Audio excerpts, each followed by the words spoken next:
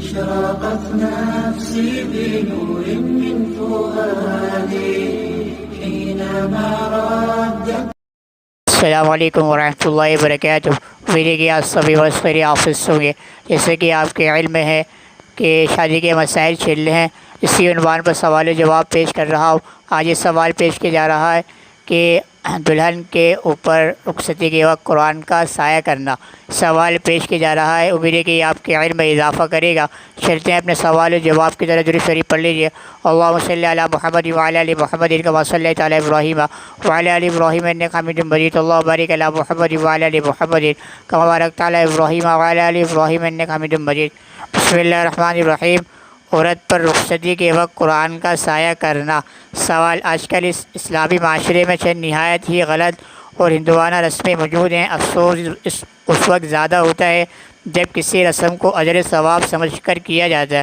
مثلا لڑکی کی رخصتی کے وقت اس کے سر پر قرآن کا سایہ کیا جاتا ہے، حالانکہ اس قرآن کے نیچے ہی لڑکی دلہن ایسی حالت میں ہوتی ہے جو قرآنی آیات کی کھلم کھلا خلاف ورزی اور پابندی کرتی ہے، یعنی بناؤ سنگھار کر کے غیر محرموں کی نظر کی زینت بن کر کیمرے کی تصویر بن رہی ہوتی ہے. اگر لڑکی کہتی ہے کہ یوں درست نہیں بلکہ باپردہ ہونا لازم ہے، جو کہ اسی قرآن میں تحریر ہے جس کا سایہ کیا جاتا ہے، تو اسے قدامت پسند کہا جاتا ہے. اور اگر کہا جاتا ہے کہ قرآن پہ سایہ نہ کرو تو اسے گمراہ کہا جاتا ہے. آپ قرآن و سنت کی روشنی میں تعریف فرمائیں کہ دلہنوں کا یوں قرآن کے سائے میں رخصت ہونا غیر محرموں کے سامنے کیسا ہے. قرآن کیا اسی لیے صرف نازل ہوا تھا کہ اس کا سایہ کریں، چاہے اپنے اعمال سے ان آیات کو اپنے قدموں تلے رون دیں. جواب: دلہن پر قرآن کریم کا سایہ کرنا محض ایک رسم ہے، اس کی کوئی شرعی حیثیت نہیں، اور دلہن کو سجا کر نامحرموں کو دکھانا حرام ہے، اور نامحرموں کی محفل میں اس پر قرآن کریم کا سایہ کرنا قرآن کریم کے احکام کو پامال کرنا ہے، جیسے کہ آپ نے لکھا. یہاں پر سائل محترم کی طرف سے بڑا عمدہ سوال پیش کیا گیا کہ عام طور پر ایسا ہوتا ہے کہ جیسے کہ جب دلہن رخصت وغیرہ ہوتی ہے تو اس کے اوپر ایک سایہ فغیر قرآن کریم کو رکھا جاتا ہے، کیونکہ ایک جیسے کہ سوال یہ پیش کیا گیا کیونکہ ایک ہندوانہ رسم جہلانہ رسم ہے، جو کہ اور یہ اس بات کو اجر ثواب سمجھتے ہیں.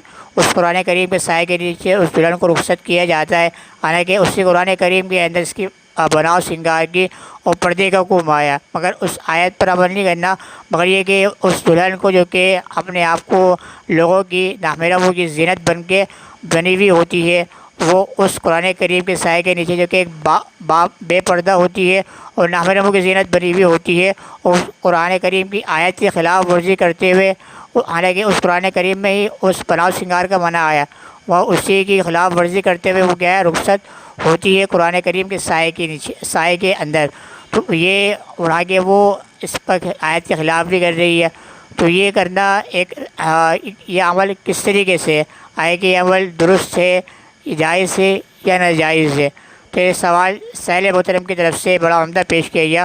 تو اس کا یہ جواب دیا جا رہا ہے کہ بناؤ سنگار کرنا، لوگوں کی زینت نامحرم کے سامنے زینت بن کر آنا، یہ ایک حرام عمل ہے اور برا عمل ہے کہ آپ نے بناؤ سنگار کریں، کیونکہ قرآن کریم کے اندر آیت ہے کہ ولا تبرج الجاہلیت الاولیٰ، کہ پہلے جس طرح لوگوں کے زمانہ جہالت کے اندر لوگ کیا ہیں اس وقت کے زینت اختیار کیا کرتی تھی عورتیں، تو اس طرح ان کی طرح زینت کو اختیار نہ کرو. تو یہ کہ قرآن کریم میں اس آیت کو کیا ہے منع آیا ہے، مگر اس آیت پر عمل نہیں کرنا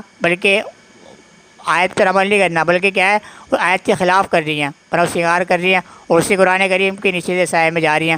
ایک طرف عمل قرآن کو لے کے بھی جا رہی ہیں اور دوسری طرف قرآن کریم کی آیت پر جو کہ سراتن عمل آئے کہ بناؤ سنگار نہ کریں، اس سے خلاف ورزی کر رہی ہیں. تو یہ کیا ہے، یہ دوسرا عمل بھی ہے اور یہ قرآن کریم میں اس کی ممانعت بھی آئی ہے.